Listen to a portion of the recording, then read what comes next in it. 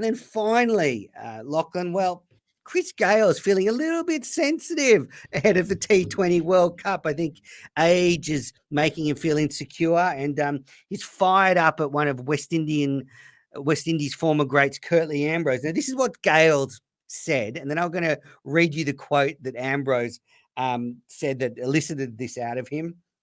Gayle, I can tell you personally, and you can let him know from Chris Gayle, so again in the third person, the universe boss, I have no respect for Curtly Ambrose whatsoever.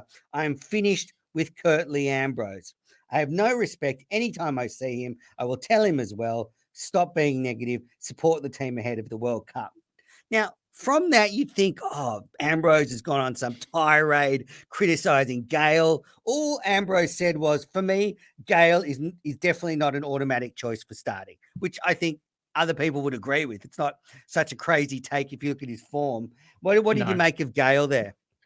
Look, I think we saw Gayle leave the IPL early to kind of prepare for the World Cup. That, look, he's 42. He doesn't have heaps of cricket ahead of him, so he's really wanting to make the most of what he's got left. And I guess any threat to that might be a bit of a personal attack, but we know the character that Chris Gayle is, that he just wants to play cricket. He wants to be himself, and he wants to show the world how good he can be. And look, for me personally, I'd love to see him playing for the West Indies and one last T20 tournament, absolutely smashing bowlers around the world. But I have to agree with Curtly. There's no guarantee that based on current form, Chris is going to be starting. And if that means I get a torrent of abuse from Chris Gayle, then so be it. But yeah, I have to agree with what Curtly Ambrose said, that just because that West Indian team is so talented, there's no guarantee. It's not just because Chris Gayle isn't in form. It's because there are guys in the West Indian team who are in form.